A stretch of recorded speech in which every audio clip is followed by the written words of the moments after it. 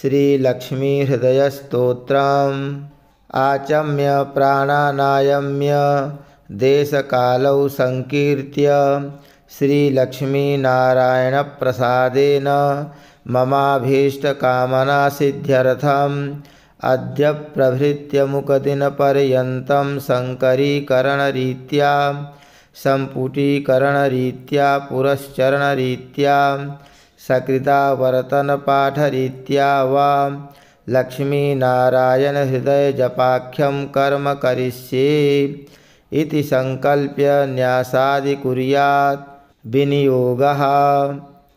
ॐ अस्य श्रीमहालक्ष्मीहृदयस्तोत्रमन्त्रस्य भार्गवऋषिः आद्यादि श्रीमहालक्ष्मीर्देवता अनुष्टुवादि नानाछन्दांसि श्रीर्बीजं ह्रीं शक्तिः ऐं कीलकं श्रीमहालक्ष्मीप्रसादसिद्ध्यर्थं जपे विनियोगः। ऋष्यादिन्यासः। ॐ भार्गवऋषये नमः शिरसि अनुष्टुवादि नानाच्छन्दोभ्यो नमः मुखे आद्यादि श्रीमहालक्ष्म्यै देवतायै नमः हृदये श्रीं बीजाय नमः गुह्ये ह्रीं शक्तये नमः पादयोः ऐं कीलकाय नमः सर्वाङ्गे। करन्यासः। ॐ श्रीं अङ्गुष्ठाभ्यां नमः ॐ ह्रीं तर्जनीभ्यां नमः ॐ ऐं मध्यमाभ्यां नमः ॐ श्रीं अनामिकाभ्यां नमः ॐ ह्रीं कनिष्ठिकाभ्यां नमः ॐ ऐं करतलकरपृष्ठाभ्यां नमः। हृदयादिन्यासः। ॐ श्रीं हृदयाय नमः ॐ ह्रीं शिरसे स्वाहा ॐ ऐं शिखायै वषट् ॐ श्रीं कवचाय हुं ॐ ह्रीं नेत्रत्रयाय वौषट् ॐ ऐं अस्त्राय फट् दिग्बन्धः ॐ श्रीं ह्रीं ऐं इति दिग्बन्धः। ध्यानम् हस्तद्वयेन कमले धारयन्तीं स्वलीलया हारनूपुरसंयुक्तां लक्ष्मीं देवीं विचिन्तये इति मनसि ध्यात्वा मानसोपचारैः सम्पूज्य शङ्खचक्रगदाहस्ते शुभ्रवर्णे सुवासिनी मम देहि वरं लक्ष्मी सर्वसिद्धिप्रदायिनी इति सम्प्रार्थ्य ॐ श्रीं ह्रीं ऐं महालक्ष्म्यै कमलधारिण्यै सिंहवाहिन्यै स्वाहा इति मन्त्रं जप्त्वा पुनः पूर्ववत् हृदयादिषडङ्गन्यासं कृत्वा स्तोत्रं पठेत्। ॐ श्रीं ह्रीं ऐं महालक्ष्म्यै कमलधारिण्यै सिंहवाहिन्यै स्वाहा। स्तोत्रम् वन्दे लक्ष्मीं परशिवमयीं शुद्धजाम्बूनदाभां तेजोरूपां कनकवसनां सर्वभूषोज्ज्वलाङ्गीं बीजापूरं कनककलशं हेमपद्मं दधानाम् आद्यां शक्तिं सकलजननीं विष्णुवामाङ्गसंस्थां श्रीमत्सौभाग्यजननीं स्तौमि लक्ष्मीं सनातनीं सर्वकामफलावाप्ति साधनैकसुखावहां स्मरामि नित्यं देवेशि त्वया प्रेरितमानसः त्वदाज्ञां शिरसा धृत्वा भजामि परमेश्वरीं समस्तसम्पत्सुखदां महाश्रियं समस्तसौभाग्यकरीं महाश्रियं समस्तकल्याणकरीं महाश्रियं भजाम्यहं ज्ञानकरीं महाश्रियं विज्ञानसम्पत्सुखदां सनातनीं विचित्रवाग्भूतिकरीं मनोहराम् अनन्तसम्मोदसुखप्रदायिनीं नमाम्यहं भूतिकरीं हरिप्रियां। समस्तभूतान्तरसंस्थिता त्वं समस्तभोक्तृश्वरि विश्वरूपे तन्नास्ति यद्वद्व्यतिरिक्तवस्तु त्वत्पादपद्मं प्रणमाम्यहं श्रीः।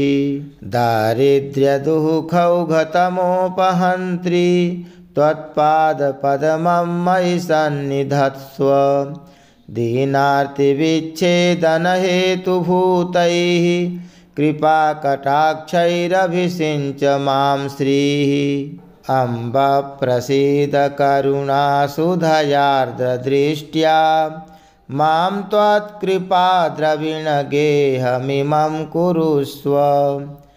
आलोकय प्रणतहृद्गतशोकहन्त्री त्वत्पादपद्मयुगलं प्रणमाम्यहं श्रीः। शान्त्यै नमोऽस्तु शरणागतरक्षणायै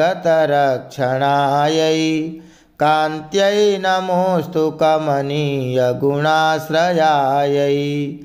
क्षान्त्यै नमोऽस्तु दुरिताक्षयकारणायै धात्र्यै नमोऽस्तु धनधान्यसमृद्धिदायै शक्त्यै नमोऽस्तु शशिशेखरसंस्तुतायै रत्यै नमोऽस्तु रजनीकरसोदरायै भक्त्यै नमोऽस्तु भवसागरतारिकायै मत्यै नमोऽस्तु मधुसूदनवल्लभायै लक्ष्म्यै नमोऽस्तु शुभलक्षणलक्षितायै सिद्ध्यै नमोऽस्तु शिवसिद्धसुपूजितायै धृत्यै नमोऽस्त्वमितदुर्गतिभञ्जनायै गत्यै नमोऽस्तु वरसद्गतिदायिकायै देव्यै नमोऽस्तु दिवि देवगणार्चितायै भूत्यै नमोऽस्तु भुवनार्तिविनाशनायै दात्र्यै नमोऽस्तु धरणीधरवल्लभायै पुष्ट्यै नमोऽस्तु पुरुषोत्तमवल्लभायै सुतीव्रदारिद्र्यविदुःखहन्त्र्यै नमोऽस्तु ते सर्वभयापहन्त्र्यै श्रीविष्णुवक्षस्थलसंस्थितायै नमो नमः सर्वविभूतिदायै। जयतु जयतु लक्ष्मीर्लक्षणालङ्कृताङ्गी जयतु जयतु पद्मा पद्मपद्माभिवन्द्या जयतु जयतु विद्या विष्णुवामाङ्गसंस्था जयतु जयतु सम्यक् सर्वसम्पत्करी श्रीः। जयतु जयतु देवी देवसङ्घाभिपूज्या जयतु जयतु भद्रा भार्गवी भाग्यरूपा जयतु जयतु नित्या निर्मलज्ञानवेद्या जयतु जयतु सत्या सर्वभूतान्तरस्था जयतु जयतु रम्या रत्नगर्भान्तरस्था जयतु जयतु शुद्धा शुद्धजाम्बूनदाभा जयतु जयतु कान्ता कान्तिमद्भासिताङ्गी जयतु जयतु कान्ता शीघ्रमागच्छ सौम्ये यस्याः कलाद्याः कमलोद्भवाद्याः रुद्राश्च शक्रप्रमुखाश्च देवाः जीवन्ति सर्वा अपि शक्तयस्ताः प्रभो त्वमाप्ताः परमायुषस्ते लिलेखनिटिले विधिर् मम लिपिं विसृज्यान्तरं त्वया विलिखितव्यमेतदिति तत्फलप्राप्तये तदन्तरफले स्फुटं कमलवासिनि श्रीरिमां समर्पय समुद्रिकां समलभाग्यसंसूचिकां कलया ये यथा देवी जीवन्ति सचराचराः तथा सम्पत्करी लक्ष्मीः सर्वदा सम्प्रसीद मे यथा विष्णुर्ध्रुवो नित्यं स्वकलां सन्निवेशयत् तथैव स्वकलां लक्ष्मी मयि सम्यक् समर्पय सर्वसौख्यप्रदे देवी भक्तानामभयप्रदे अचलां कुरु यत्नेन कलां मयि निवेशितां मुदास्तां मद्भाले परमपदलक्ष्मीः स्फुटकला सदा वैकुण्ठश्रीर्निवसतु कला मे नयनयोः वसेत् सत्ये लोके मम वचसि लक्ष्मीर्वरकला श्रियः श्वेताद्वीपे निवसतु कला मेस्तु करयोः तावन्नित्यं ममाङ्गेषु क्षीराब्धौ श्रीकला वसेत् सूर्याचन्द्रमसौ यावत् यावल्लक्ष्मीपतिः श्रिया सर्वमङ्गलसम्पूर्णां सर्वैश्वर्यसमन्विताम् आद्यादिश्रीमहालक्ष्मीस्त्वत्कलामयि तिष्ठतु अज्ञानतिमिरं हन्तुं शुद्धज्ञानप्रकाशिका सर्वैश्वर्यप्रदा मेस्तु त्वत्कलामयि संस्थिता अलक्ष्मीं हरतु क्षिप्रं तमः सूर्यप्रभा यथा वितनोतु मम श्रेयस्त्वत्कलामयि संस्थिता ऐश्वर्यमङ्गलोत्पत्तिस्त्वत्कलायां निधीयते अहं तस्मात् कृतार्थोऽस्मि पात्रमध्यस्थिते त्वयि भवदावेशभाग्योऽहं भाग्यवानस्मि भार्गवी त्वत्प्रसादात् पवित्रोऽहं लोकमातर्नमोऽस्तु ते पुनासि मां त्वं कलयैव यस्मादतः समागच्छ ममाग्रतस्त्वं परं पदं श्रीर्भव सुप्रसन्ना मय्यच्युतेन प्रविशादि लक्ष्मीः श्रीवैकुण्ठस्थिते लक्ष्मीः समागच्छ ममाग्रतः नारायणेन सह मां कृपादृष्ट्या विलोकय सत्यलोकस्थिते लक्ष्मीस्त्वं ममागच्छ सन्निधिं वासुदेवेन सहिता प्रसीद वरदा भव श्वेतद्वीपस्थिते लक्ष्मीः शीघ्रमागच्छ सुब्रते विष्णुना सहिते देवी जगन्मातः प्रसीद मे क्षीराम्बुधिस्थिते लक्ष्मीः समागच्छ समाधवे त्वत्कृपादृष्टिसुधया सततं मां विलोकय रत्नगर्भस्थिते लक्ष्मी परिपूर्णहिरण्मयी समागच्छ स्थित्वा सुपुरतो मम स्थिरा भव महालक्ष्मीर्निश्चला भव निर्मले प्रसन्ने कमले देवी प्रसन्नहृदया भव श्रीधरे श्रीमहाभूते त्वदन्तस्थं महानिधिं शीघ्रमुद्धृत्य पुरतः प्रदर्शय समर्पय वसुन्धरे श्रीवसुधे वसुदोग्ध्रिकृपां मयि त्वत्कुक्षिगतसर्वस्वं शीघ्रं मे सम्प्रदर्शय विष्णुप्रिये रत्नगर्भे समस्तफलदे शिवे त्वद्गर्भगतहेमादीन् सम्प्रदर्शय दर्शय। रसातलगते लक्ष्मीः शीघ्रमागच्छ मे पुरः। न जाने परमं रूपं मातर्मे सम्प्रदर्शय। आविर्भवमनोवेगात् शीघ्रमागच्छ मे पुरः।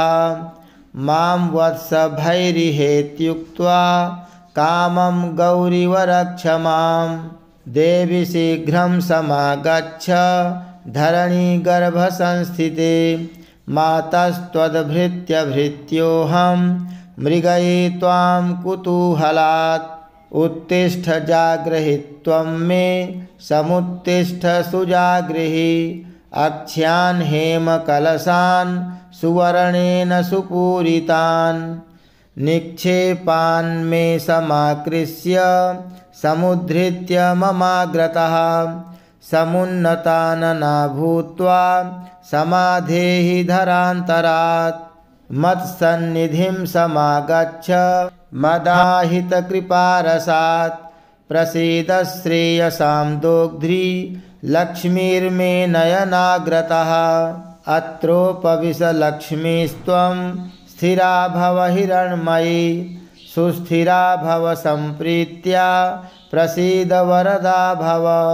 आनीय त्वं तथा देवी निधीन्मे सम्प्रदर्शय।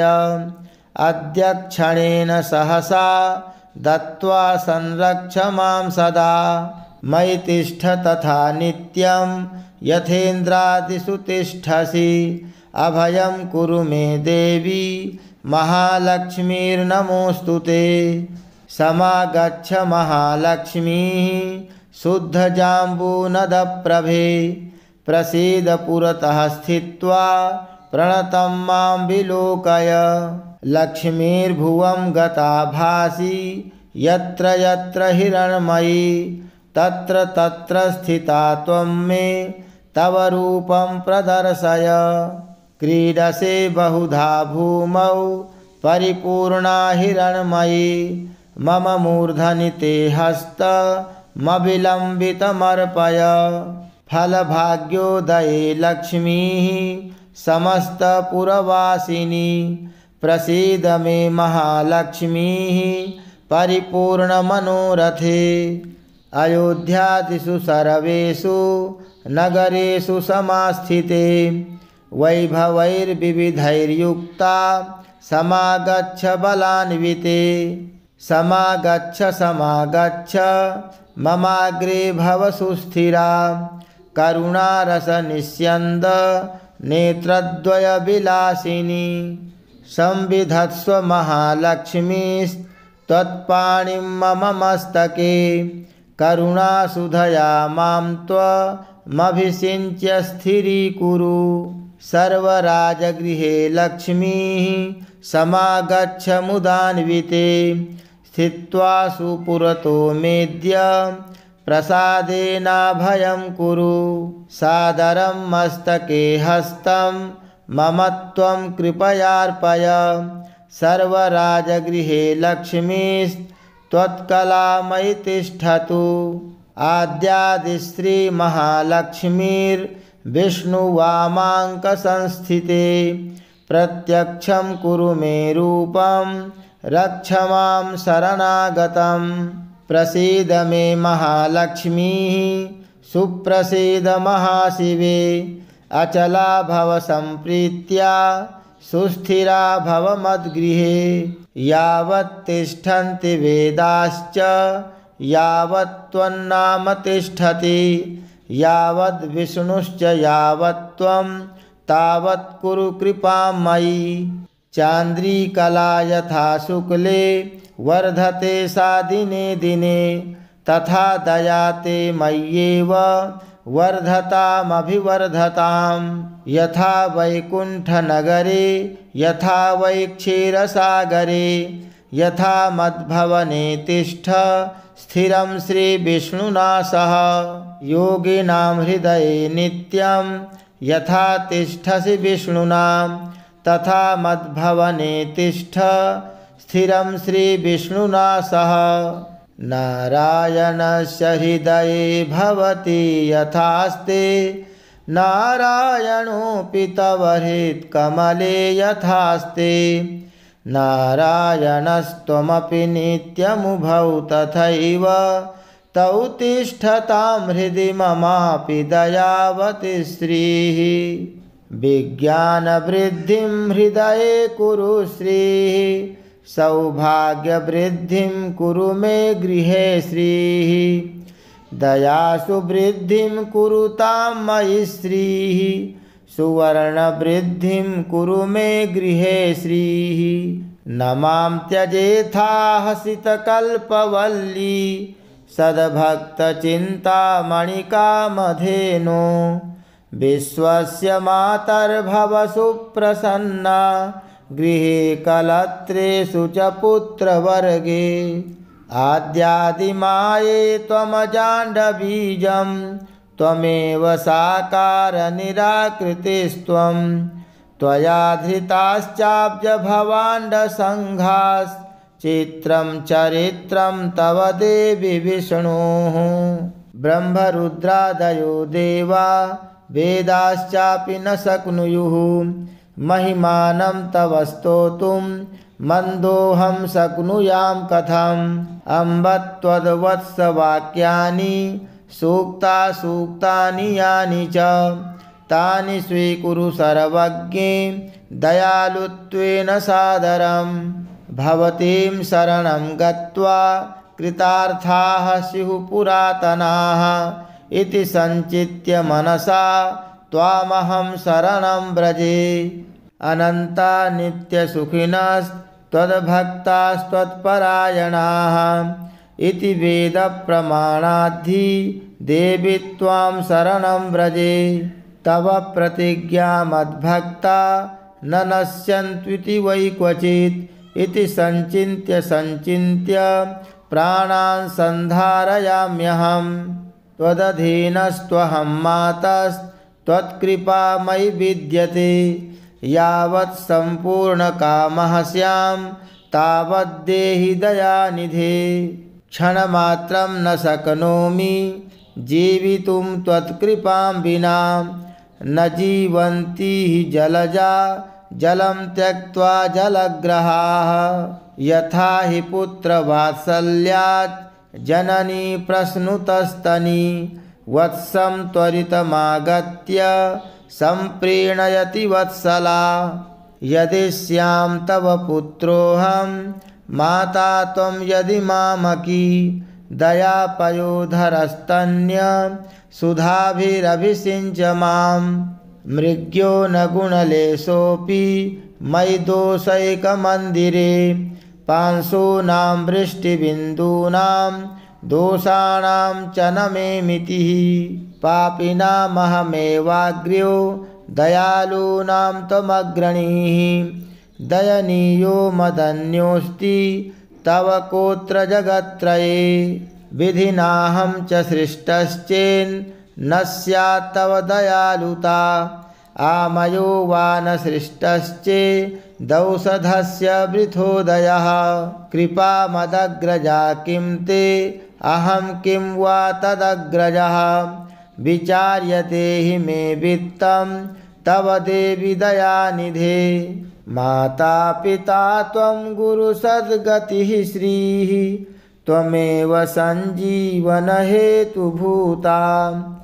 अन्यन्न मन्ये जगदेकनाथे त्वमेव सर्वं मम देवि सत्ये आद्यादिलक्ष्मीर्भव सुप्रसन्ना विशुद्धविज्ञानसुखैकदोग्ध्री अज्ञानहन्त्री त्रिगुणातिरिक्ता प्रज्ञाननेत्रा भव सुप्रसन्ना अशेषवाग्जाड्यमलापहन्त्री नवं स्पष्टसुवाक्प्रदायिनी ममेह जिह्वाग्रसुरङ्गनर्तकी भव प्रसन्ना वदने च मे श्रीः समस्तसम्पत्सु विराजमाना समस्ततेजश्च विभासमाना विष्णुप्रिये त्वं भव दीप्यमाना वाग्देवता मे वदने प्रसन्ना। सर्वार्थदा सर्वजगत्प्रसूतिः सर्वेश्वरी सर्वभयापहन्त्री। सर्वोन्नता त्वं सुमुखी भव श्रीर्हिरण्मयी मे नयने प्रसन्ना। सर्वप्रदर्शे सकलार्थदे त्वं प्रभासु लावण्यदया प्रदोग्ध्री। सुवर्णदे त्वं सुमुखी भव श्रीर्हिरण्मयी मे नयने प्रसन्ना। समस्तविघ्नौघविनाशकारिणी समस्तभक्तोद्धरणे विचक्षणा। अनन्तसौभाग्यसुखप्रदायिनी हिरण्मयी मे नयने प्रसन्ना। देवी प्रसीद दयनीयतमाय मह्यं देवाधिनाथ भवदेवगणाभिवन्दे। मातस्तथैव भवसन्निहिता दिशोर्मे प्रीत्या समं मम मुखे भव सुप्रसन्ना। मां वत्स भैरभयदानकरोऽर्पितस्ते मौलौ ममेति मयि दीनदयानुकम्पे। मातः समर्पय मुदा करुणाकटाक्षं माङ्गल्यबीजमिह नः सृज जन्ममातः। कटाक्षैः कामधुक्तव मनस्तु चिन्तामणिः करः सुरतरुः सदा नवनिधिस्त्वमेवेन्दिरे। भवेत्तव दयारसो मम रसायनं चान्वहं मुखं तव कलानिधिर्विविधवाञ्छितार्थप्रदम्। यथा रसस्पर्शनतो यशोऽपि सुवर्णता स्यात् कमले तथा ते। कटाक्षसंस्पर्शनतो जनाना ममङ्गलानामपि मङ्गलत्वम्। देहाति नास्तीति वचः प्रवेशात् भीतो रमे त्वां शरणं प्रपद्ये। अतः सदास्मिन्नभयप्रदा त्वं सहैव पत्या मयि सन्निधेहि। कल्पद्रुमेण मणिना सहिता सुरम्या श्रीस्ते कलामयि रसेन रसायनेन। आस्तां यतो मम च दृक्शिरपाणिपाद स्पृष्ट्वा सुवर्णवपुषः स्थिरजङ्गमाः स्युः। आद्यादिविष्णोः स्थिरधर्मपत्नी त्वमेव पत्या मयि सन्निधेहि। आद्यादिलक्ष्मी त्वदनुग्रहेण पदे पदे मे निधिदर्शनं स्यात्। आद्यादिलक्ष्मी हृदयं पठेद् यः स राज्यलक्ष्मीरचलां तनोति। महादरिद्रोऽपि भवेद् धनाढ्यस्तदन्वये श्रीस्थिरतां प्रयाति। यस्य स्मरणमात्रेण तुष्टा स्याद् विष्णुवल्लभा तस्याभीष्टं ददात्याशु तं पालयति पुत्रवत्। इदं रहस्यं हृदयं सर्वकामफलप्रदं। जपः 500 तु पुरश्चरणमुच्यते। त्रिकालमेककालं वा नरो भक्तिसमन्वितः यः पठेत् शृणुयाद्वापि स याति परमां श्रियम्। महालक्ष्मीं समुद्दिश्य निशि भार्गववासरे इदं श्रीहृदयं जप्त्वा 5 वारं धनी भवेत्। अनेन हृदयेनान्नं गर्भिण्या अभिमन्त्रितं ददाति तत्कुले पुत्रो जायते श्रीपतिः स्वयं। नरेण वाथवा नार्या लक्ष्मी हृदयमन्त्रिते जले पीते च तद्वंशे मन्दभाग्यो न जायते। य आश्विने मासि च शुक्लपक्षे रमोत्सवे सन्निहितैकभक्त्या पठेत् तथैकोत्तरवारवृद्ध्या लभेत् स सौवर्णमयीं सुवृष्टिं। य एकभक्तोऽन्वहमेकवर्षे विशुद्धधीः सप्ततिवारजापि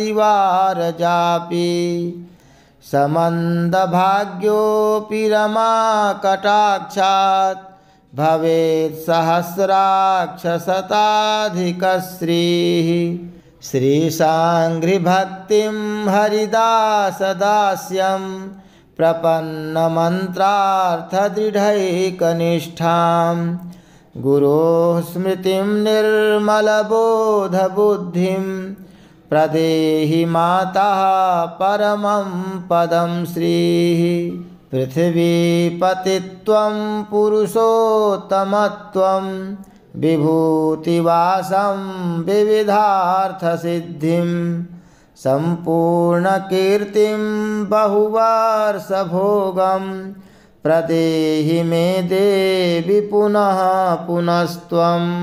वादार्थसिद्धिं बहुलोकवश्यं वयःस्थिरत्वं ललनासुभोगं पौत्रादिलब्धिं सकलार्थसिद्धिं प्रदेहि मे भार्गवि जन्मजन्मनि। सुवर्णवृद्धिं कुरु मे गृहे श्रीः विभूतिवृद्धिं कुरु मे गृहे श्रीः। विज्ञानवृद्धिं कुरु मे गृहे श्रीः सौभाग्यवृद्धिं कुरु मे गृहे श्रीः। ॐ यं हम कमलं पं श्रीः ध्यायेत् लक्ष्मीं प्रहसितमुखीं कोटिबालार्कभासां विद्युद्वर्णाम्बरवरधरां भूषणाढ्यां सुशोभां बीजापुरं सरसिजयुगं बिभ्रतीं स्वर्णपात्रं भर्त्रायुक्तां मुहुरभयदां मह्यमप्यच्युतश्रीः। गुह्याति गुह्यगोप्त्री त्वं गृहाणास्मत्कृतं जपं सिद्धिर्भवतु मे देवी त्वत्प्रसादान्मयि स्थिरा। ॐ इत्यथर्वणरहस्ये लक्ष्मीहृदयस्तोत्रं सम्पूर्णम्। श्रीलक्ष्म्यर्पणमस्तु।